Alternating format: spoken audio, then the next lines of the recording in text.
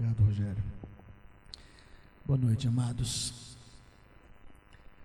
Queria que você abrisse comigo. Vamos começar. Gênesis capítulo 10. Nós vamos ler 2 versos aqui, dando continuidade aos nossos estudos. Qual que é o tema mesmo, irmãos, que nós estamos estudando?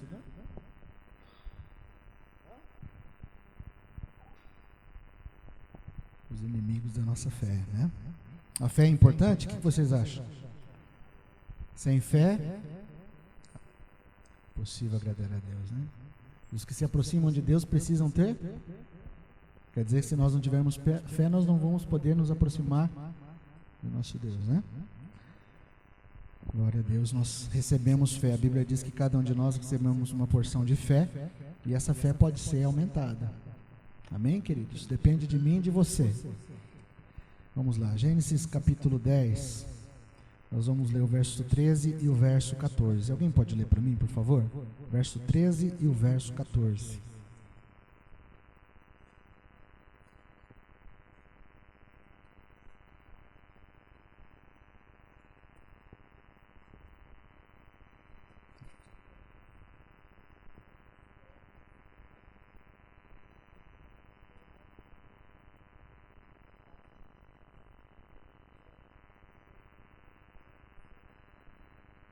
Amém.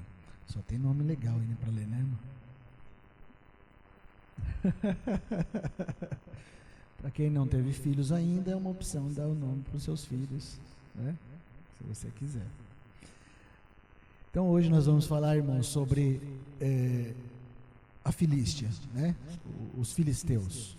Nós temos falado aqui sobre alguns inimigos do povo de Israel, que nós já começamos falando sobre Amaleque. Depois falamos sobre Moloque, que era um deus adorado pelos amonitas, e hoje nós vamos falar sobre os filisteus, né? Os filisteus, como nós lemos aí, esses nomes bonitinhos aí, né? Em Gênesis 10, 13 e 14, a origem do povo filisteu foi de um pessoal aí, ou uma pessoa chamada Patrocim, né?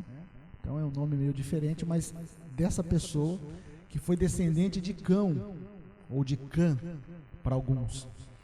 Vocês sabem quem foi Cão, né? Foi um dos filhos de Noé, certo? Noé teve 3 filhos, certo?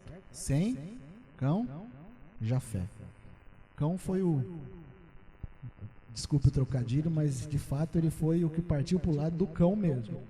Porque a Bíblia diz que de Cão, uma das pessoas que saíram da descendência dele foi Nimrod, que foi o fundador da Torre de Babel, da Babilônia, e lá em Gênesis 11 você pode ver isso. E o irmão de esse Misraim, que nós lemos aqui no início, em Gênesis 10, 13, 14, ele foi descendente de um filho de Noé chamado Cão, que também teve outros filhos que descenderam, Nimrod e outros lá. Resumindo, não era o povo semita, eles eram antissemitas. Semitas vocês sabem quem são, né? São os descendentes de Sem, da qual Jesus veio. Cão foi um filho que lá atrás de Noé, na minha opinião, de uma maneira errada, amaldiçoou o próprio filho, porque o filho, Cão, viu a nudez de Noé. Você pode ver isso na Bíblia, um pouco mais para trás, mas Cão foi alguém que viu Noé nu. E um momento lá que Noé estava meio fora do prumo. E a Bíblia diz que Cão foi amaldiçoado por Noé. E de fato a gente vê a descendência de Cão terrível. E um dos descendentes de Cão foi o Misraim, que deu origem ao Patrocim, que deu origem aos filisteus. Tá? Então essa é a origem. Para nós nos posicionarmos ainda um pouco aqui, só para você anotar aí, Gênesis 21, de 32 a 34, mostra que Abraão também peregrinou na terra dos filisteus. Então olha só como os filisteus são antigos, como esse povo vem de uma origem lá de trás, uma origem lá depois que a arca se posicionou na terra seca, os povos começaram a serem constituídos ali com os filhos de Noé, e Abraão, que é o pai da fé, já teve contato com esse povo. Gênesis 21, 32 a 34 fala sobre isso. Em Gênesis 26, 1 também fala sobre Isaac, filho de Abraão, que também teve um contato com esse povo, com os filisteus. Ele foi lá e habitou um período na terra dos filisteus, tá? Só para título de conhecimento. Quais são os deuses que os filisteus adoravam? A Bíblia fala de alguns, mas os mais frisados, um deles é o Dagon, né? Era um deus adorado por esse povo filisteu, nada mais é do que um demônio, né? Um principado que naquela época era adorado. E é interessante a história, uma história interessante de Dagon, não sei se quantos de vocês lembram, quando a arca do Senhor foi roubada, foi levada para o templo de Dagon, e aí eles dormiram, de repente à noite amanheceu a estátua de Dagon no chão, porque a arca do Senhor estava lá, né? Então era esse deus dos filisteus. O outro deus adorado era o Baal Zebub, né? Que nada mais é do que o tal do Beuzebu, que é dito hoje aí. Se você der uma olhada nessas coisas, não é muito agradável de ver, mas se você for pesquisar alguma coisa sobre isso, você vai ver que você vai ver que a maçonaria, essas linhas de feitiçaria, de satanismo, essas coisas, elas dizem que existem 4 principados principais do inferno, né? Um deles é esse Beuzebu aqui. Então, eles mexiam com coisas muito pesadas, irmãos, tá? Algumas características dos filisteus, para nós andarmos aqui um pouco para frente. Já dissemos que eles eram descendentes de Cã. A história diz que eles vieram de uma invasão marítima 1.200 anos antes de Cristo e se colocaram nas encostas das montanhas do sudoeste da Palestina. Eles ficaram no litoral da Palestina. Eles tiveram, interessantíssimo isso para você guardar, eles tiveram acesso naquela época à tecnologia do ferro. Só eles tinham essa tecnologia do ferro. Ninguém mais sabia. Eles desenvolveram isso. A Bíblia diz, nós vamos ler mais para frente, que eles tinham carros de ferro, e isso apavorava Israel. Imagina naquela época carros de ferro numa guerra, irmãos. As pessoas se posicionavam, né? Os israelitas geralmente com a enxadinha, porque a Bíblia diz que eles não tinham espadas. Na época de Saul e Jonatas, só os dois tinham espada no reino inteiro, o resto era só enxada e a foice. E eles tinham que descer lá na Filístia para amolar, porque eles não tinham ferro, não tinham essa tecnologia. Ou seja, eles eram subjugados. Aí nós entendemos por que o que Davi fez confrontando Golias, né? E na verdade, Davi, se nós lembrarmos, ele não confrontou apenas Golias, ele confrontou esses principados, porque ele disse: quem é esse circunciso que vem contra o Senhor dos exércitos? A guerra ali não era só física, a guerra ali era espiritual. Mas você vê a coragem de Davi, hein? Imagina o povo de Deus, tudo com enxadinha na mão e foice, e esses caras com carros de ferro, com espadas, lanças. Então, queridos, outra coisa interessante sobre os filisteus que nós podemos ver, eles são desde o tempo, aqui nós falamos de Abraão, mas a guerra, a mesma coisa, começou a ficar feia no tempo de Sansão. Lá em Juízes 13:1, a Bíblia diz que Israel ficou 40 anos sob o domínio dos filisteus. 40 anos, tá? Juízes 13:1, lá no tempo de Sansão. 1 Samuel 13, 19 a 23, eu vou ler para você, só para você se situar aqui. 1 Samuel 13, 19 a 23, diz assim a palavra de Deus: em toda a terra de Israel, nenhum ferreiro se achava, porque os filisteus tinham dito, para que os hebreus não façam espada nem lança. Por isso todo Israel tinha de descer aos filisteus, para amolar cada um a sua relha e a sua enxada. Veja que não eram nem as armas. E o seu machado e o seu sacho, que é a espécie da foice. Tinham, porém, limas para os seus sachos e para as suas enxadas, e para as forquilhas de 3 dentes, e para os machados, e para consertar as aguilhadas. E sucedeu que no dia da peleja não se achou nem espada nem lança na mão de todo o povo que estava com Saul e Jonatas, porém acharam-se com Saul e com Jonatas seu filho. Quer dizer, só Saul e Jonatas tinham espada na mão. O resto do povo, todo desarmado. E saiu a guarnição dos filisteus ao desfiladeiro de Micmas. 1 Samuel 13:5 fala que os filisteus se ajuntaram para pelejar contra Israel, 30.000 carros e 6.000 cavaleiros. Esses 30.000 carros são 30.000 carros de ferro. Agora para e se coloca na posição do povo de Israel, 30.000 carros de ferro. Como que ia ser essa batalha, irmãos? Né? Não era no corpo a corpo. A batalha era o carro na frente, passando por cima. Por isso que Israel se submetia. Então, 1 Samuel 13:5 diz isso. E 6.000 cavaleiros, e o povo em multidão como a areia que está à beira do mar. E subiram e se acamparam em Micmas, a oriente de Bet-Aven. Tudo isso aqui, esses textos estão mostrando os momentos de guerra, de batalha que aconteceram entre o povo de Deus e esse povo filisteu. Tá? A Bíblia diz ainda, só para terminar de posicionar a gente na palavra de Deus sobre os filisteus, em Êxodo 13:17, isso eu acho muito interessante. A Bíblia diz que na saída do povo de Deus, Êxodo 13:17, na saída do povo de Deus do Egito, a Bíblia diz que Deus fez eles pegarem um caminho desviando desse povo, dos filisteus, porque Deus não queria que eles vissem a guerra naquele momento, porque a Bíblia diz que Deus falou assim, se eles veem a guerra, eles provavelmente vão retornar para o Egito. Perceba uma coisa que nós falamos nas 2 últimas semanas, falamos que os amonitas, ligados a Moloque, eles atacam as áreas imaturas e atacam os bebês na fé. Lembra disso? Esse povo aqui já não. Veja que Deus desviou a eles, Êxodo 13:17 está escrito que Deus desviou a eles o caminho para que eles não, o povo de Israel não topasse com os filisteus de cara. Então, irmãos, esse tipo de ataque, de adversário da nossa fé que nós vamos falar hoje, ele ataca aqueles que já têm uma certa maturidade, aqueles que já estão numa caminhada com o Senhor, aqueles que conhecem mais a Deus.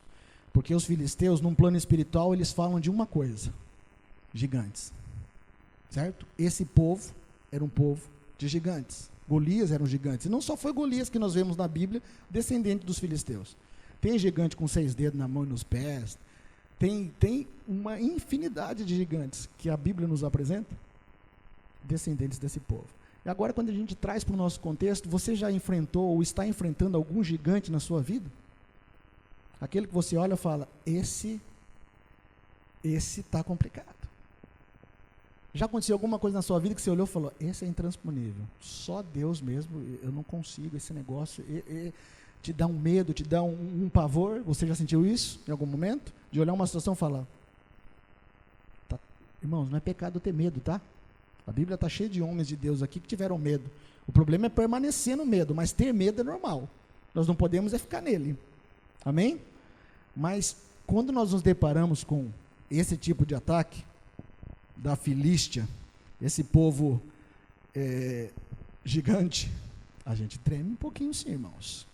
Só que nós não podemos permanecer no medo, porque maior é o que está em nós do que o que está no mundo. Amém? Então vamos começar vendo algumas estratégias aqui. Lá em 1 Samuel 17:11, eu quero que você abra comigo. 1 Samuel 17:11. Nós vamos começar a ver algumas estratégias desse nosso adversário. Amém até aqui? Vocês entenderam até aqui? Os filisteus são aqueles que enviam gigantes. Você querendo ou não querendo, eles vão vir. Ronaldo, mas Deus não podia livrar a gente disso? Poderia. Mas o que nós falamos aquele dia, aqui a semana passada? Que Deus permite as tribulações, as dificuldades, os gigantes da nossa vida com um motivo. Qual é? Nosso crescimento. Amém, queridos? Então vamos lá, 1 Samuel 17, verso... Nós não vamos ler todo o verso, nós vamos ler alguns versículos aqui e nós vamos relatar. Diz assim, 17:1. Ajuntaram-se os filisteus, as suas tropas para a guerra, e congregaram em Socó, que está em Judá, e acamparam-se entre Socó, Azeca e Éfes-Damim. Porém Saul e seus homens de Israel se ajuntaram e acamparam no vale de Elá, e ali ordenaram a batalha contra os filisteus. Estavam estes num monte da banda da Além, e os israelitas do outro monte da banda da Quem, e entre eles o vale. Então saiu do arraial dos filisteus um homem guerreiro, cujo nome era Golias, de Gate. Gate, irmãos, era uma das 5 cidades mais poderosas dos filisteus. Da altura de 6 côvados, tem uma tradução que já fala, da altura de 3 metros, ou 2,90 metros. Aí fica no seu critério escolher, né? 2,90 metros ou 3 metros. Para mim é a mesma coisa. Da altura de 6 côvados e 1 palmo. Trazia na sua cabeça um capacete de bronze, vestia uma couraça, escamas cujo peso era de 5.000 ciclos de bronze. Isso aqui é mais ou menos 60 a 64 quilos ele carregava. Tá? Trazia caneleiras de bronze nas pernas e um dardo de bronze entre os ombros. A haste de sua lança era como um eixo de tecelão, e a ponta da sua lança de 600 ciclos de ferro, mais ou menos 7 quilos. E diante dele ia um escudeiro. Parou, chamou as tropas de Israel e disse-lhes, para que saiais vós à linha de batalha? sou eu um filisteu e vocês servos de Saul, escolhei dentre vós um homem que desça contra mim. Então vamos resumir aqui. O guerreiro, né, que todos nós já conhecemos, Golias, saiu à batalha, ele era um filisteu contra o povo de Israel, né? Nós não vamos ler todo o texto, porque nós vamos tomar muito tempo aqui, temos algumas coisas ainda para falar. Mas a Bíblia diz que ele ficou durante 40 dias, irmãos, fazendo isso. Ele saía e falava, não tem ninguém aí não? Tem ninguém aí no meio de vocês que possa me desafiar? Naquela época, quantos de vocês já assistiram aquele filme do Aquiles? Como chama aquele filme que tem o Aquiles? Troia. Não tem no início do filme uma batalha lá de dois, do Aquiles luta com... Isso, irmãos, era uma coisa, eles não tiraram aquilo do nada, isso era uma coisa comum nessa época, no desafio de campeões eles chamavam, pegavam o melhor de um povo, o melhor do outro, falavam, vamos lutar, quem perder, o outro serve, nós vamos servir vocês ou vocês vão servir a gente, quem ganhar. Foi isso que Golias fez. Gente, para que a gente sair à guerra, todo mundo brigar? Escolhe o melhor aí, lutar comigo. A Bíblia diz que todo o povo de Israel, todo tremeram na base, ficaram apavorados, entre eles o Saul, ficaram... olharam a situação e falaram, esse aí é gigante, não dá. Olha o tamanho desse cara. E a Bíblia diz que ele era um guerreiro, irmãos. Veio um tempo atrás um chinês aqui no Brasil, o homem mais alto do mundo. Quantos viram ele? Chegaram a ver? O homem mais alto do mundo era um chinês, só que ele era magro e alto, né? Golias, irmão, não era magro e alto, não. Ele era guerreiro. Ele devia ser um armário. Então, quando o povo olhou para ele, falou, não dá. Quem é que vai lutar com esse cara? Né? Eu vivo imaginando um cutucando o outro, vai você, e a Bíblia diz que todos tremeram. Então, 40 dias, Golias vai de manhã e à tarde, olha só, que coisa, de manhã e à tarde fica batendo, e não tem ninguém aí, e aí, tem alguém aí que pode me desafiar? Seus frouxos, tem ninguém, não tem homem não? Aí eu falo para você e para mim nessa noite, quantas coisas muitas vezes se levantam contra nós e ficam um tempo batendo, de manhã e à tarde, de manhã e à tarde, de manhã e à tarde, de manhã e à tarde. Já passaram alguma coisa assim?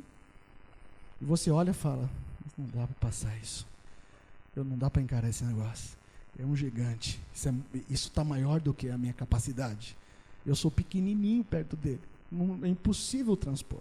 Foi isso que aconteceu. Então o ataque desse tipo de adversário, queridos, ele é um ataque concentrado, direcionado em áreas da nossa vida, para nos fazer abalar, tremer. E a finalidade qual é? Abandonarmos a fé, é desistirmos da fé, nos tirarmos do foco. Então, uma das características dessas estratégias, desses gigantes, é o elevado teor de destruição, medo, que é trazido nesses momentos de ameaça, né? Às vezes na saúde, na sua vida financeira, na sua família, no seu casamento, coisas que você olha e fala, isso aqui... E a dia e à tarde, de manhã à tarde ele ia, né? O povo acho que até marcava o horário, daqui a pouco Golias está aí, à tarde está aí, 40 dias, irmãos. Segundo ponto, a persistência é outra estratégia dos filisteus. 2 Samuel 5, 18 a 22, 2 Samuel 5, 18 a 22 e 2 Samuel 21, de 15 a 20, eu vou ler para vocês aqui, rapidinho. 2 Samuel 5, 18 e 22 diz assim, e os filisteus vieram e se estenderam pelo vale de Refaim. O verso 22 de 2 Samuel 5 diz, os filisteus tornaram a subir e se estenderam pelo vale de Refaim. Se você for acompanhar e ver aí, no meio desses dois ataques dos filisteus, houve uma vitória de Davi. Mas logo depois da vitória, lá está o gigante lá de novo. Logo depois da vitória, lá está o filisteu lá de novo. Tem esse tipo de ataque desse nosso adversário, ele é persistente. A Bíblia diz que nós devemos ser perseverantes. Sim ou não? Para nós andarmos com Jesus nessa terra, nós precisamos de perseverança. Aquele que perseverar até o fim. Por quê, irmãos? Porque nós vamos enfrentar adversários que também são perseverantes. Lembra lá no primeiro que nós falamos, Amaleque? Amaleque não precisava muita coisa, né? Ele aproveitava a nossa distração, né? Hoje até, abrindo um parênteses, falei para a Lucília, acho que os amalequitas se voltaram contra mim hoje, porque a coisa foi feia, irmãos. Hoje eles se voltaram para me roubar o dia, de verdade, de verdade. E aí no meio do dia eu mandei uma mensagem para a Lucília, ora aí, ela orou e graças a Deus a gente está aqui, mas foi difícil. Então, esses amalequitas é um tipo de ataque. Agora, esses aqui, eles são perseverantes. O amalequita, você fala assim, em nome de Jesus, te descobri, Amaleque. Ele, vaza. Agora, esse aqui não. Você destrói, ele vai de novo. Você destrói, ele vai de novo. Ele se levanta de novo. Né? É isso que a Bíblia mostra nesses dois textos que nós vimos. 2 Samuel 21, 15 a 20. Esse texto nos mostra que ele sempre vem retomando da onde parou. Ou refazendo as armadilhas, refazendo os ataques. Ele não desiste de nos destruir. Por isso nós precisamos ser perseverantes. Fala para o teu irmãozinho para descontrair. Fica na perseverança, irmão. A terceira estratégia marcante desse nosso adversário aí, se encontra em Juízes 13, 5. Tá? Nós não vamos ler os textos, irmãos, depois vai estar, eu mandei para o Ricardo essa semana, essas anotações, vai estar também no site. Então, terceira estratégia, destruir a nossa comunhão com Deus e a nossa vida de separação e consagração a Deus. O que está falando esse texto, Juízes 13, 5? Está falando de Sansão. Vocês lembram de Sansão? A Bíblia diz que Sansão nasceu e Deus falou assim, esse aí vai ser consagrado, vai ser nazireu. O que era o nazireu? Nazireu era alguém consagrado, separado para o Senhor. Não colocava na sua boca nenhum tipo de bebida forte, não podia ter nenhum contato com nada morto. Né? Nada morto. Não poderia passar navalha no cabelo até uma certa idade. Sansão. Tá? E vocês devem lembrar da história, Sansão, e não foi de repente, se nós olharmos a história de Sansão, a gente vai ver que ele devagarzinho foi cedendo. Mas quem conseguiu destruir o relacionamento de Deus com Sansão, ou de Sansão para com Deus, foi quem? Uma filisteia, sabia disso? Dalila era uma filisteia. Então, uma das estratégias desse nosso adversário é quebrar o seu relacionamento com Deus. Sansão foi cedendo aos poucos, né? Conta o seu segredo para mim, Sansão. Não, se você me amarrar com uma corda assim, está tudo resolvido. Se você fazer isso... Até que chegou um momento que ela falou, você não me ama, né? Você não me ama. Você não me fala o seu segredo. E Sansão contou, inocente, contou o segredo dele. E a Bíblia diz que a tragédia foi instalada. Então, terceira estratégia, que eu friso para você aqui, cuidado. Ele quer roubar o seu relacionamento com Deus. Você tem segredos de Deus no seu coração? Amém? Todos nós temos segredos. Coisas muito pessoais que Deus falou conosco. Cuidado, preserva essas coisas, porque essas coisas são como coisas que ligam você, aquilo que Deus falou só para você, só para a sua vida, e Satanás quer entrar nisso e destruir. Outro ponto importante dentro disso ainda, irmãos, é a arca. Você sabia que lá em 1 Samuel 4, 10 e 11, 1 Samuel 4, 10 e 11, 1 Samuel 5, 1, a Bíblia diz que os filisteus guerrearam num certo momento de novo com o povo de Israel, e eles roubaram uma coisa deles, sabe o quê? A arca. O que era a arca?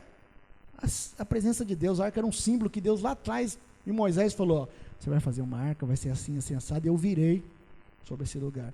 A arca, para o povo de Deus, era o símbolo da presença de Deus. E os filisteus fizeram o quê? Roubaram. Cuidado, Deus veio sobre nós e a presença dele está em nós. Amém? A Bíblia diz que nós nascemos de novo, ele veio habitar no nosso coração. Nosso espírito foi recriado, certo? Aquela arca que existiu lá atrás era um símbolo de nós hoje. Nós carregamos a presença de Deus na nossa vida. Só que tem alguém que quer tirar de nós. Está entendendo aqui, querido? Amém? Quarta estratégia, Juízes 16, 20 a 25. Eu queria ler com você esse texto. Juízes 16, de 20 a 25. Como disse aqui no início, esse tipo de adversário, ele desafia a mim e a você quando nós já temos um tempo de encaminhada com o Senhor. Mas mesmo assim, querido, nós precisamos estar no Senhor sempre. Porque o nível de ataque, o nível de tentativa, de roubo da nossa fé é muito grande. Mas no Senhor nós podemos vencê-lo, porque Jesus já venceu na cruz do Calvário, todos eles. Amém? Lembre-se daquilo que nós temos falado aqui, né?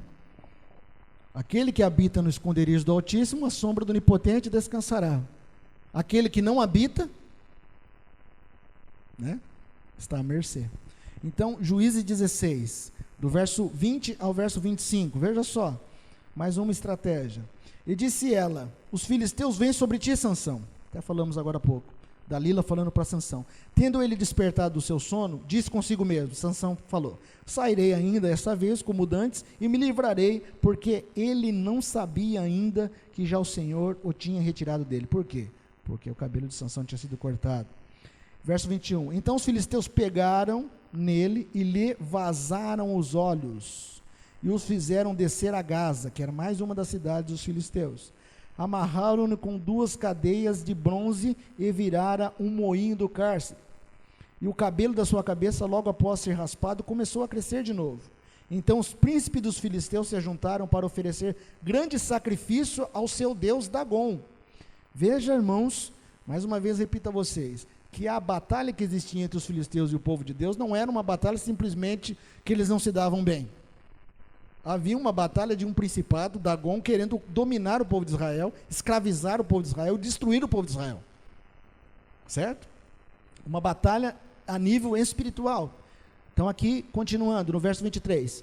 Grande sacrifício ao seu Deus Dagom, e para se alegrarem, e diziam: nosso Deus, quem? Deus Dagom, nos entregou nas mãos de Sansão, nosso inimigo. Vendo o povo, louvavam ao seu Deus. Veja o ambiente de adoração que acontecia ali. Porque diziam: nosso Deus, eles falando de Dagom, nos entregou nas mãos do nosso inimigo, e é o que destruía a nossa terra, e é o que multiplicava os nossos mortos. Ou seja, Sansão, que fez um estrago aqui, está preso, cego, escravizado. 25, alegraram-se-lhes o coração, disseram: mandai vir a Sansão, para que nos divirta.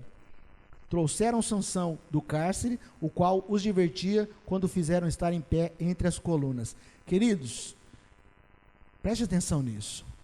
Nós estamos falando de um adversário que é extremamente letal. A Bíblia diz que ele vazou os olhos de Sansão. Isso fala algo a nós. Falamos na semana passada, né? Tirar a visão, tirar os nossos olhos do Senhor, tirar a nossa visão de reino, tirar a nossa visão espiritual. A Bíblia diz que ele foi algemado com algemas de bronze. Ou seja, ele ficou preso, virou um escravo. A Bíblia diz que ele foi levado e ficou girando uma pedra de moinho na prisão. Depois a Bíblia diz que ele foi trazido para o meio desse povo, que estava prestando culto a Dagom, e virou escárnio. As pessoas falaram: traz Sansão para dar risada dele. Traga Sansão aqui para a gente. Sansão, naquele momento, tinha sido roubado na sua fé. Sansão, naquele momento, estava no chão, destruído. Por quem? Pelos filisteus. E uma das coisas mais interessantes desse texto, eles estavam prestando culto a alguém, a Dagom. Eles estavam dizendo: Dagom venceu Israel. Dagom venceu Sansão. Dagom é maior do que o Deus de Israel. Irmãos, o nosso Deus é maior do que qualquer outro Deus. Amém? Mas nós precisamos nos conscientizar de que existe uma guerra. Existe alguns por aí que estão tentando vazar os nossos olhos. Estão tentando nos aprisionar e no fim nos tornar escárnio. Você consegue lembrar alguém na sua mente aí que um dia andou com Deus e hoje muitas vezes vive uma vida de escárnio? As pessoas olham e falam: mas esse aí não era cristão? Esse aí não era o crente? Esse aí não era não sei o quê? Esse aí não... Deus pode restaurar qualquer situação, mas nós não precisamos chegar nesse ponto. Amém, queridos? Então, existe uma estratégia muito clara aqui dos filisteus, de escravizar, cegar, humilhar, destruir, zombar. Virou uma zombaria. Ah, o Sansão lá, o cego, olha, né? Vamos vigiar nisso. Quinta e última estratégia, como a Giovana sempre diz, não gosto muito de tocar nessas coisas, mas é para o nosso conhecimento. Gênesis 26, de 14 a 18, é isso, né, Giovana? Gênesis 26, de 14 a 18, quinta e última estratégia. Aqui, irmãos, está falando sobre o momento em que Isaac, olha o Isaac ali, Isaac, filho de Abraão, estava lá no meio do povo filisteu, na terra dos filisteus. E a Bíblia diz que os poços de Abraão foram entulhados. Então, de uma forma bem prática e rápida, A quinta estratégia, né? Vamos relembrar aqui. A primeira que nós falamos são ataques direcionados, de elevado teor de destruição, medos, ameaças, como aconteceu com Golias. A segunda é persistência e perseverança em lutar contra nós. Vencemos, se levanta de novo. Vencemos, vem de novo. Até, daqui a pouco nós vamos chegar na parte de eliminar isso, nós vamos ver. Terceiro ponto, destruir a nossa comunhão com Deus, nossa vida de separação, como fez com Sansão em certo momento. Quarto ponto, escravizar, cegar, humilhar e destruir dos filhos de Deus. Agora o quinto, entulhar os poços da nossa vida. O que nós podemos entender como poços?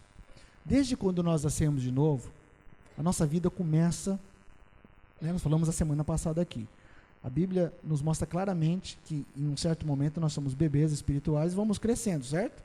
Tudo que é saudável, cresce, né? Só não cresce se tiver algum problema, não é saudável. Então, vamos crescendo. E nesse crescimento, irmãos, coisas vão sendo geradas dentro de nós.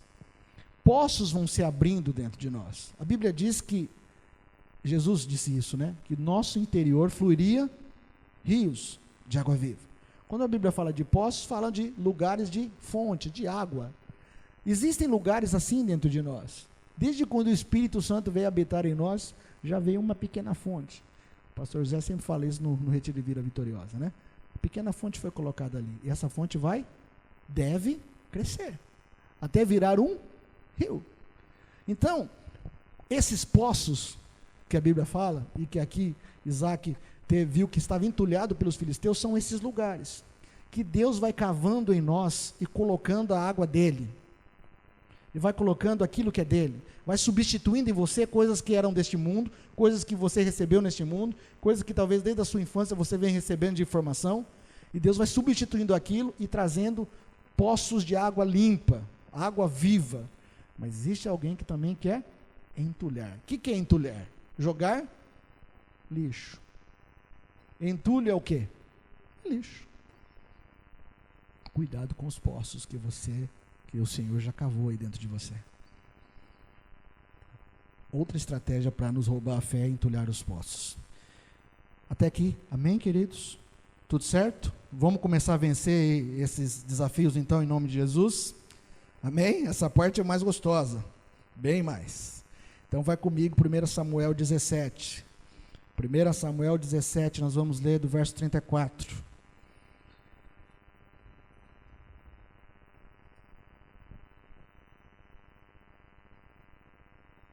Um exemplo muito claro da Bíblia. Você sabia que Davi foi o único rei de Israel, o único homem na Bíblia, no Velho Testamento, que conseguiu possuir toda a terra que foi prometida lá atrás a Abraão? Sabia que no tempo do reinado de Davi, Davi conseguiu paz. A Bíblia diz que quando Salomão chegou para reinar, não tinha mais nada para fazer com respeito a guerrear, porque Davi, no momento que ele foi rei, ele subjugou toda a terra, tudo aquilo que Deus tinha falado lá atrás de Abraão, no reinado de Davi, ele conseguiu, toda a terra, os inimigos em volta subjugados, ele conseguiu conquistar toda a terra, né? E ele foi um grande exemplo para nós de vitória sobre esse povo filisteu que insistiu com Davi, viu, irmãos? Insistiu, mas Davi venceu. Então, eu queria dizer a você e eu temos um Davi, e esse Davi precisa vencer o Golias, amém? Fala assim, eu tenho um Davi aqui dentro. Tem uma área na sua vida que pode refletir Davi, que é aquela que se levanta e fala, quem é esse incircunciso? Pode ser o tamanho que for, irmãos, pode ser o gigante que for, quem é esse incircunciso? Eu fico imaginando Davi pequenininho, gigantão, e ele, quem é esse aí? É sobre isso que nós vamos começar a falar agora. Então, 1 Samuel 17, do verso 34 ao verso 47, o primeiro ponto para nós vencermos esse tipo de adversário, esse tipo de ataque, é nós lembrarmos as vitórias que já tivemos no Senhor. Por que eu estou dizendo isso? Vamos ver aqui, verso 17, capítulo 17, verso 34, veja só, respondeu Davi a Saul, teu servo apacentava as ovelhas de seu pai, quando veio um leão e um urso, e tomou o cordeiro do rebanho, eu saí após ele, e o feri, e o livrei o cordeiro da sua boca.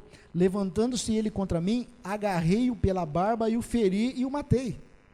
O teu servo matou assim o leão como o urso, este circunciso filisteu será como um deles, porquanto afrontou quem, irmãos? Os exércitos de quem? Do Deus vivo.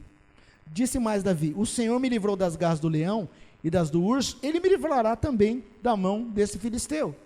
Parece-me que o filisteu é um pouquinho maior que o leão e o urso, né? Só uma impressão. Então disse Saul a Davi: vai-te e o Senhor seja contigo. Qual que é o ensino que nós podemos extrair daqui? Quando nós nos depararmos com dificuldades de gigantes, a primeira coisa que nós precisamos fazer é essa: lembrar daquilo que Deus já fez. Lembrar daquilo que Deus já fez na sua vida.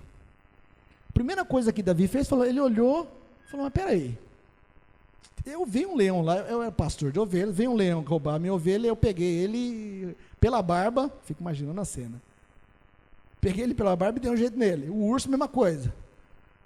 Que é esse aí?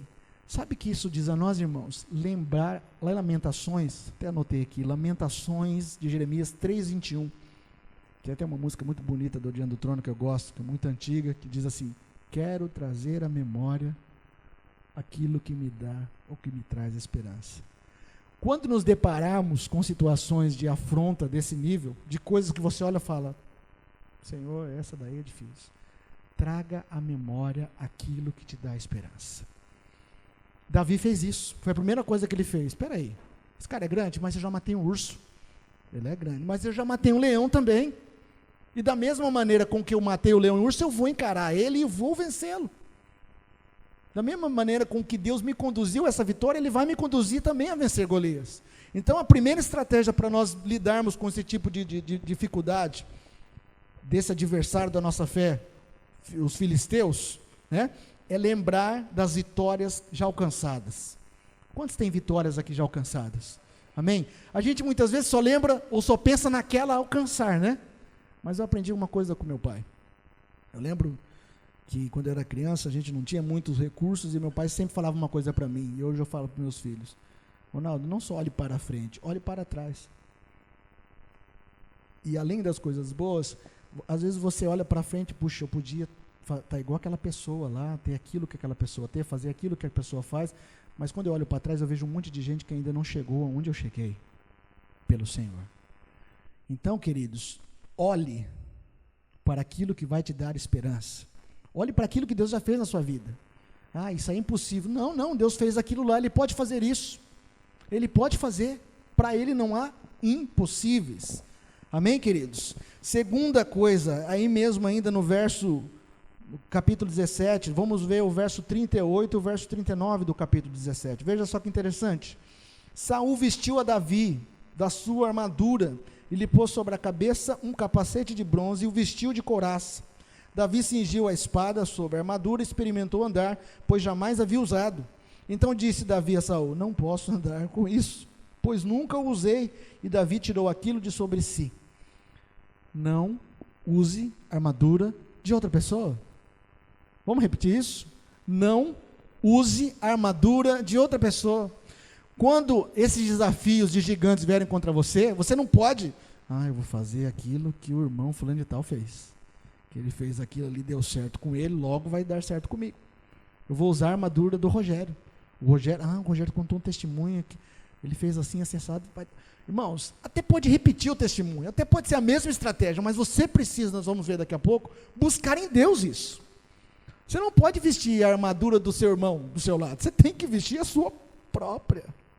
Você tem que ter a sua identidade. Entende? Davi tinha uma identidade. Saul falou assim: vai com a minha armadura. Eu fico pensando uma coisa, né? Por que Saul não vestiu a armadura e foi então? Já pensou nisso? E o medo? Por que não, Davi, pega a minha armadura aqui, ó, tá minha espada, tudo aqui, põe o capacete, pode ir, vai.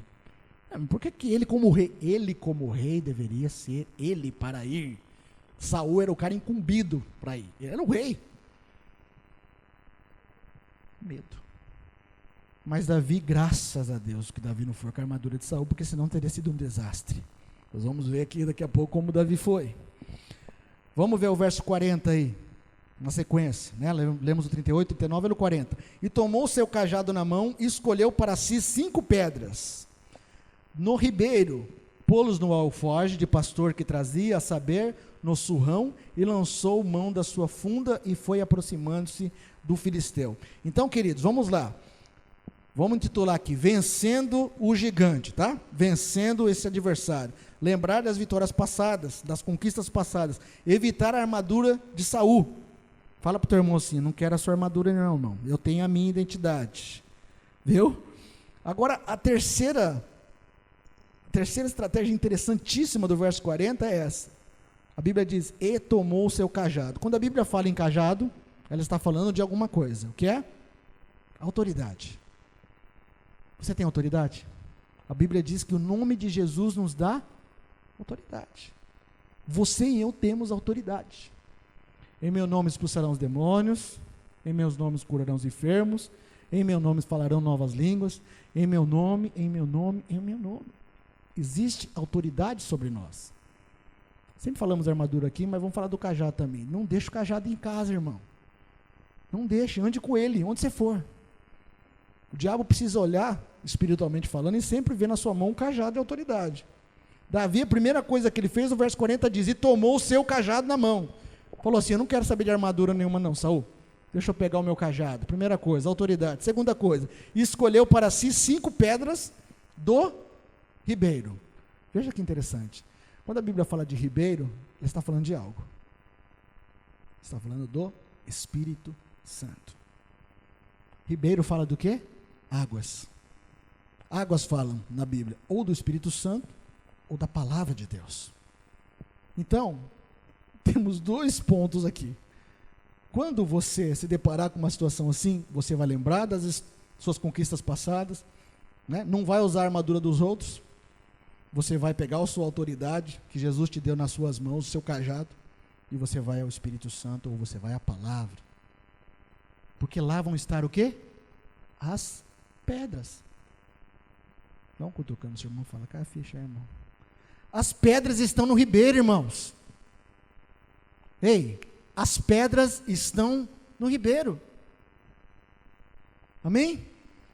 Que ribeiro, Ronaldo? O Espírito Santo, a palavra. As pedras estão... Davi fez isso, foi lá no ribeiro e pegou 5 pedras. Nós não temos tempo aqui, mas 5 na Bíblia é um número interessantíssimo. Um exemplo, a Bíblia fala sobre 5 ministérios operantes no corpo. Certo? 5 ministérios. Então, quando nós olhamos 5 pedras, nós podemos pensar na igreja.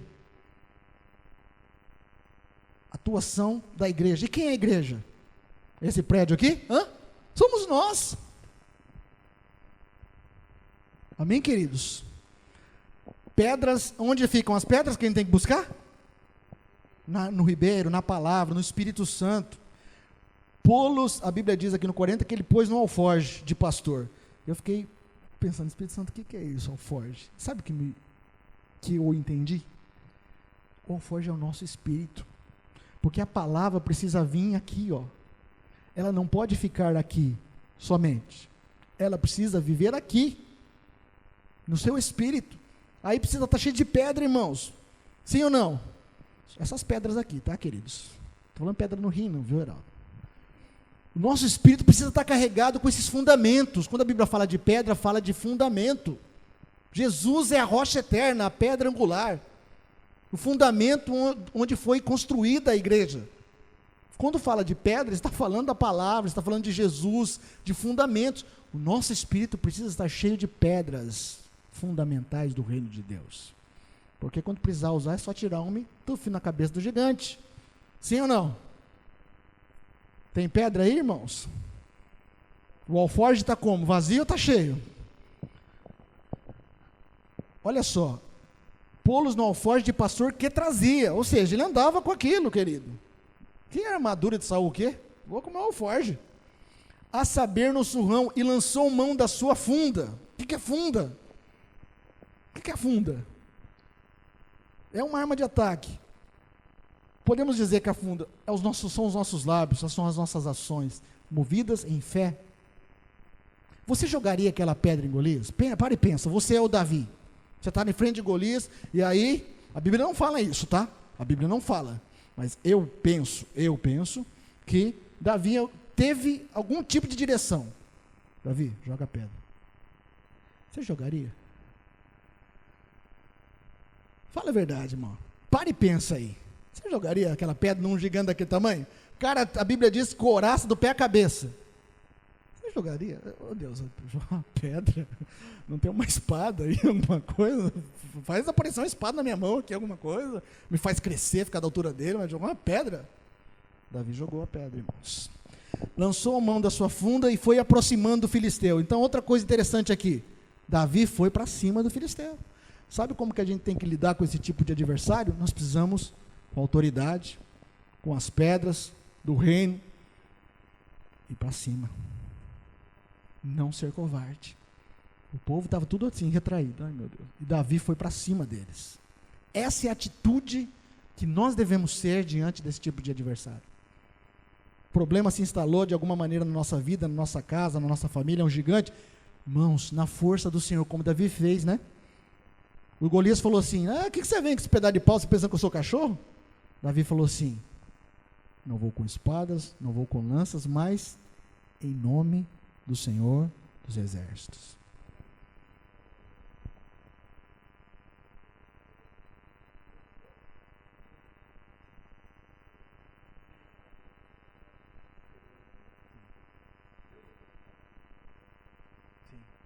Amém. O presbítero Rubens disse, atitude. Então, queridos, Davi nos ensina coisas fantásticas. E um ponto interessante, né? Ele lançou a pedra. Claro que não foi a pedra que matou Golias, irmãos.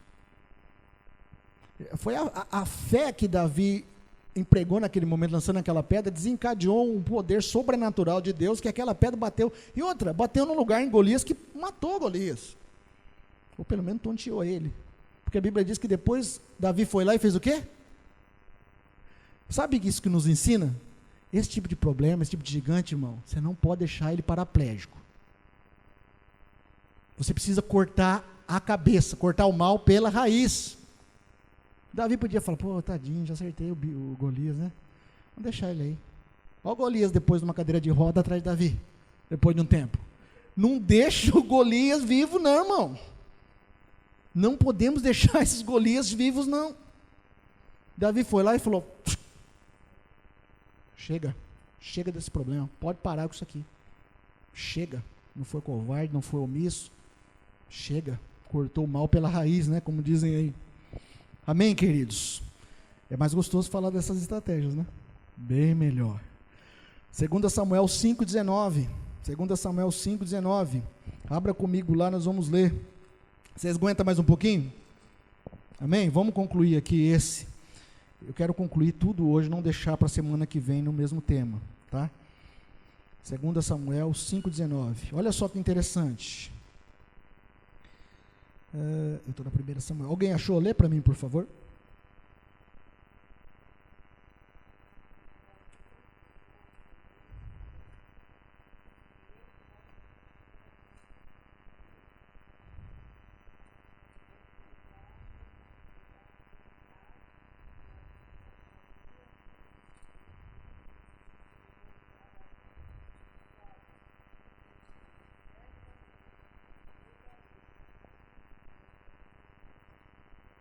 Amém. Lê o 23 e o 24, por favor, irmã, também. Verso 23.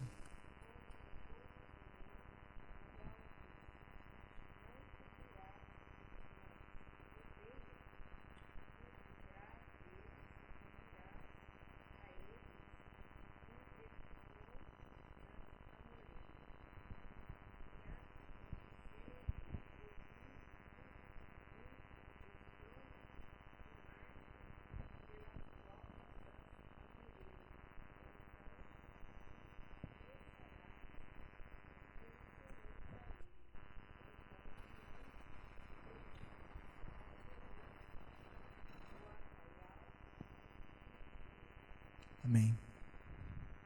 Acabou, irmã? É isso aí? É isso aí. Amém. Queridos, veja só que coisa fantástica. E aí um ensino para nós maravilhoso. Davi consultou o Senhor 2 vezes aqui. Os filisteus saíram contra Davi, Deus falou assim, pode ir, que está na sua mão. Pode encarar de frente, vai e resolve. Né? Davi foi lá e venceu. Depois você lê na sua casa com calma. A Bíblia diz que logo depois, porque eles são perseverantes, não falamos aqui que eles são perseverantes, se levantaram de novo. Foram contra Davi. O que Davi fez? E o que nós geralmente fazemos? Poxa, os filisteus atacaram uma vez, como que eu venci eles? Fazendo isso, isso e isso. Vou fazer a mesma coisa. Não é verdade? Eu já venci assim, receita de bolo. Vou fazer novamente, vitória certa. Davi não fez isso. A Bíblia diz que Davi foi consultar o Senhor de novo. Mas não eram os filisteus que estavam atacando de novo? Logo a seguir, Davi acabou de ter uma vitória contra eles. A tendência qual era? Vou fazer o que Deus falou de novo, vou para cima deles. Mas Davi foi consultar ao Senhor. Essa é uma estratégia poderosíssima para nós. Consultar ao Senhor sempre, mesmo quando você acabou de ter uma vitória naquilo. O que Deus falou para Davi depois? Davi, segura agora. Essa é a minha tradução, tá, irmãos? Segura a onda agora, Davi. Você fica escondidinho. Vou por trás das amoreiras. Quando eu fazer um estrondo lá, eles vão se assustar e aí você ataca. Estratégia diferente, irmãos. Nosso Deus é criativo. Amém? Deus tem uma estratégia para nós destruirmos esse tipo de situação na nossa vida de várias formas. Se Deus quisesse fazer a mesma maneira, também Deus falaria, ó Davi, pode ir de novo que está resolvido. Mas Deus é criativo e falou, não, Davi, ele já deve ter se preparado desse jeito. Vamos fazer de uma coisa diferente? Vai por trás, eu vou pegar e tal. Sempre consulte ao Senhor. Precisamos ouvir a Deus sempre. Davi é um exemplo disso. Para nós termos vitória contra esse tipo de adversário que quer nos roubar a fé, nós precisamos consultar ao Senhor sempre, sempre, sempre. Estamos caminhando para o final, irmãos. Juízes 15, de 1 a 5. Juízes 15, de 1 a 5.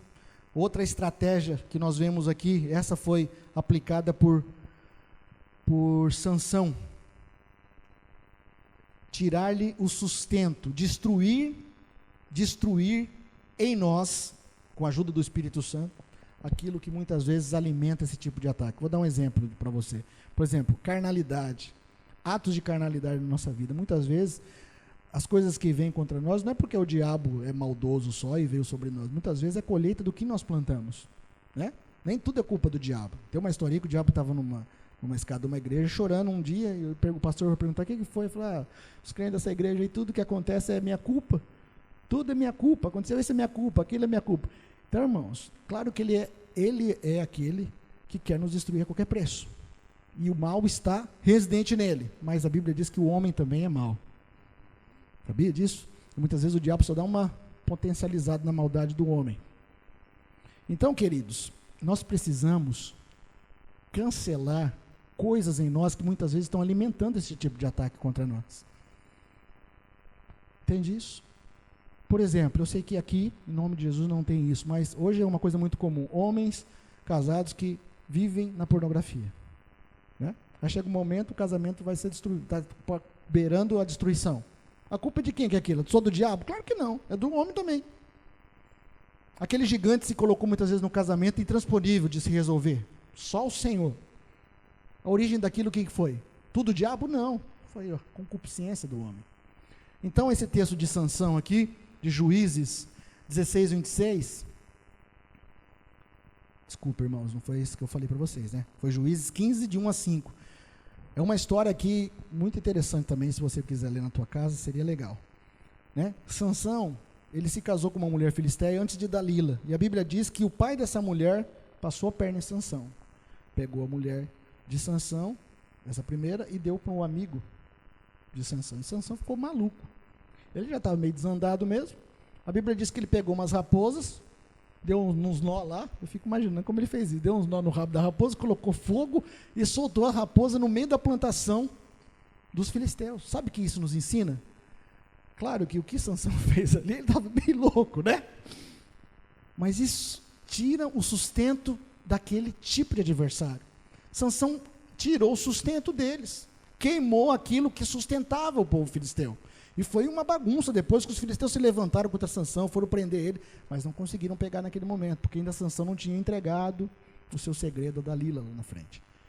Mas qual que é essa estratégia? Tire o sustento desse tipo de ataque na sua vida, na minha vida. Você sabia, irmãos, que o diabo se alimenta da carnalidade do homem? Satanás se alimenta disso. A Bíblia fala lá em Gênesis, que lá em Gênesis era uma serpente, não era? Lá em Apocalipse já tem um dragão. É muita carne que comeu, irmão. Vira um dragão. A Bíblia diz que a carnalidade humana é o que alimenta Satanás, dá legalidade a Satanás, dá direito a Satanás. Então, irmão, bota fogo, põe umas raposinhas para botar fogo nessas coisas. Entende isso? O seu Sansão santo, nazireu ainda, tá? Precisa se levantar e colocar fogo nessas coisas. Essas coisas que às vezes alimentam esse tipo de ataque na nossa vida. Amém? Vocês entenderam isso? Juízes 16, de 26 a 30. Juízes 16, de 26 a 30. De novo, falando de Sansão, uma outra estratégia que podemos aplicar, temos que aplicar na nossa vida para destruir esse tipo de ataque, de confronto. A Bíblia diz que lembram, nós lemos agora há pouco, Sansão foi furado nos olhos, foi escravizado. O povo falou, traz Sansão aqui para a gente dar risada. A Bíblia diz que quando ele estava indo para esse lugar, ele estava cego. Ele falou para o moço que estava levando ele, coloca eu do lado de 2 pilares. E ele orou ali, Senhor, por uma última vez.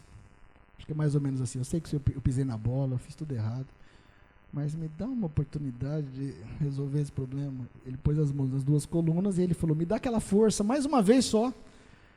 Ele pensou assim, eu vou derrubar essas colunas e vou matar todos esses filisteus aqui. E a Bíblia diz que Deus deu. E a Bíblia diz que ele derrubou as 2 colunas. O homem ficou forte mesmo, hein, irmãos? Derrubou. Deixa eu falar, vou abrir um parênteses aqui. Às vezes a gente fala de Sansão, e eu já vi alguns filmes, alguns desenhos, até os meninos têm um livro lá, que tem uma foto de Sansão. A gente imagina Sansão um cara fortão, né? Mas sabe, pela palavra de Deus, a Bíblia não fala que ele era um cara fortão, aparentemente. Pelo contrário. Porque os filisteus falaram assim para Dalila e para Dalila, eu quero descobrir qual é a força dele. É porque eles olhavam para Sansão e falavam assim, não é possível. Irmãos, ele era um pouquinho para lá, um pouquinho para lá, para cá ou para lá da gente, irmãos. É que havia algo sobrenatural sobre a vida de Sansão. Não tinha não era um personal trainer, um Miss Universo, América, sei lá o quê, né? A academia lá do povo de Israel. Sansão era um homem normal. Talvez um pouquinho mais, um pouquinho menos que a gente. As pessoas olhavam e falavam, mas como isso aí? Como assim? Cara com uma queixada de jumento, matou 1000 homens e tirou a porta da cidade, saiu andando. Que é isso? Qual que é o segredo desse cara? Se ele fosse fortão, irmãos, ninguém ia falar isso, né? Pô, esse cara, personal trainer. Então, queridos, Sansão destruiu as colunas, destruiu os pilares dos filisteus. Nós precisamos olhar na nossa vida se existem pilares filisteus em nós. Pilares, fundamentos, edifícios de adoração a outras coisas dentro de nós. Ronaldo, eu sou crente, todo domingo eu venho na igreja, estou vivendo estudo bíblico, eu oro em casa. Sim, irmãos. Mas nós muitas vezes precisamos, como Davi fez, sondar o nosso interior e pedir ao Senhor, sonda o meu coração, Senhor. Sonda. Porque a gente recebe tanta informação nesse mundo, e se nós não vigiarmos, muitas vezes as coisas começam a entrar aqui dentro. Sansão foi alguém que destruiu os pilares. Amém? E eu vou fechar aqui, para nós orarmos. 2 Samuel 21, de 15 a 17. 2 Samuel 21, de 15 a 17, eu quero ler com você e nós vamos encerrar. 2 Samuel 21, do verso 15 ao verso 17. Veja só. De novo, fizeram os filisteus, olha só, a Bíblia não fala nada por acaso, né? De novo, novamente, mais uma vez, não é possível. De novo fizeram os filisteus guerra contra Israel. Desceu Davi com os seus homens e pelejaram contra os filisteus, ficando Davi muito fatigado. Já se sentiu assim? Fatigado, cansado, esgotado? O verso 16, olha que nome bonito aí, irmãos. Isbi Benob, descendia dos gigantes. O peso do bronze e a sua lança era de 300 siclos, um pouquinho menor do que a de Golias. Estavam cingidos de uma armadura nova. Repete comigo isso. Armadura nova. Este intentou matar Davi. Olha o verso 17. Porém, Abissai, filho de Zeruia, socorreu, feriu o filisteu e o matou. Então os homens de Davi lhe juraram, dizendo: nunca mais sairás conosco a peleja, para que não apagues a lâmpada de Israel. A lâmpada de Israel aqui, eles estavam falando de Davi, como o rei. Mas olha que história interessante. Veja alguns pontos interessantes aqui. Primeiro, mais uma vez os filisteus atacaram. Certo? Novamente, mais uma vez. A Bíblia diz ali que foi um gigante. Certo? E ele estava como? Com uma armadura antipedra. Armadura nova. Vamos enfrentar Davi? Vamos. Vou colocar alguma coisa especial. Pedra não entra mais aqui. Armadura nova, irmãos. Novo modelo, lançado, especial. Vamos lutar com Davi? Vamos. A última vez que lutou com Davi, teve pedra. Então, dessa vez, não vai ter pedra. Vamos com armadura nova, certo?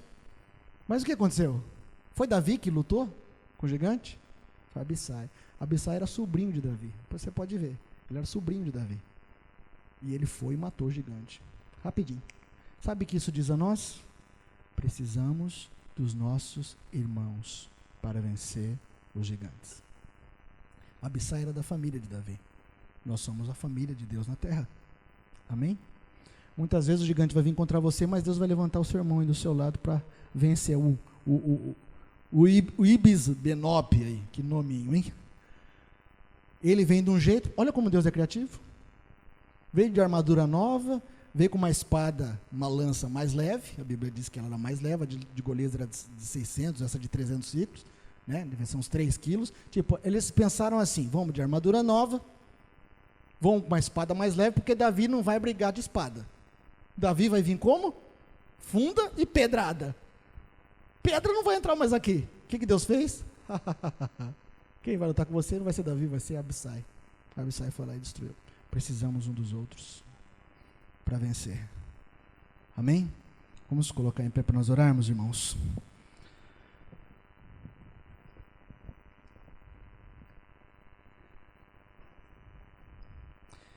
Eu creio que esse conhecimento que Deus tem trazido para nós nesses dias sobre esse assunto, não pode ficar apenas na nossa mente. Precisa descer para o nosso espírito e virar uma prática para nós. Você buscar identificar na sua vida aquilo que muitas vezes eu creio que muitas vezes você está ouvindo alguma coisa e o Espírito Santo vai lá e te mostra aí. Puxa, isso aqui. Então, se Ele mostrou alguma coisa para você e para mim, é porque nós precisamos nos posicionar naquilo. Amém? Nós precisamos nos posicionar. Você é um filho de Deus, você tem autoridade. Davi não era melhor do que você. Pelo contrário. A Bíblia diz que o menor hoje do reino de Deus era maior do que antes de Jesus vir. Então, irmãos, nós precisamos apenas de uma coisa: nos envolver com a palavra e viver a palavra. Você pode fechar seus olhos? Vamos orar? Senhor, nós queremos agradecer porque nós cremos que a Tua palavra é a verdade. A Tua palavra é essa pedra que matou aquele gigante. E é pela Tua palavra, pela autoridade, é pelo posicionamento correto, é pelo posicionamento diante da Tua palavra, diante do Senhor, que nós vamos conseguir vencer esses obstáculos. Nós vamos conseguir vencer esses gigantes que muitas vezes se colocam diante de nós. Pai, nós nessa noite recebemos a Tua palavra e nós queremos praticar a Tua palavra. Senhor, que não fique só um discurso aqui não, mas que seja a Tua palavra vivificada dentro de nós. Nós queremos entender e aplicar essas coisas que o Senhor tem ministrado ao nosso coração. Sabemos, ó Pai, que vivemos um tempo de batalha, de guerra, porque a Tua palavra diz isso. mas também sabemos que Jesus já venceu na cruz do Calvário todo principado e potestade, e nele nós podemos vencer. Nos ajude, Pai, nos ajude a nos posicionarmos como Davi se posicionou diante de Golias, que possamos olhar para os nossos adversários e saber que o Senhor já nos abençoou com tantas coisas, e o Senhor também nos fará vencer esses adversários, trazendo memória aquilo que nos pode dar esperança. Nos ajuda, Senhor, a tomar as pedras do ribeiro. O ribeiro é a Tua palavra, o ribeiro é o Espírito Santo que habita em nós, para que nós possamos estar com o nosso alforje cheio de pedras, pedras que podem derrubar gigantes, Pai. Declaramos em nome de Jesus como igreja, Senhor, que Tu és a nossa fortaleza. Como o Senhor fortaleceu Davi, o Senhor também nos fortalece. E como Davi venceu aqueles gigantes naquele tempo, nós podemos vencer e vamos vencer também hoje. Declaramos em nome de Jesus qualquer gigante que se levantou, ou tem se levantado, ou ainda se levantará contra a nossa vida, serão destruídos em nome de Jesus, porque nós sabemos que a Tua palavra é a verdade, e nessa noite nós recebemos a Tua palavra. Cremos, Pai, cremos que o Senhor é maior do que qualquer gigante, e em Ti nós somos mais do que vencedores. Leva-nos em paz, ó Pai, em segurança, protege cada um de nós, cobre-nos com o Seu precioso sangue, Jesus, envia os Seus anjos conosco, nos guarde, nos dê uma noite abençoada, fale conosco no decorrer dessa semana, e que nós possamos, ó Pai, estar firmados na rocha, e posicionados, debaixo do esconderijo do Altíssimo, em nome de Jesus, amém, amém, queridos. Deus abençoe vocês.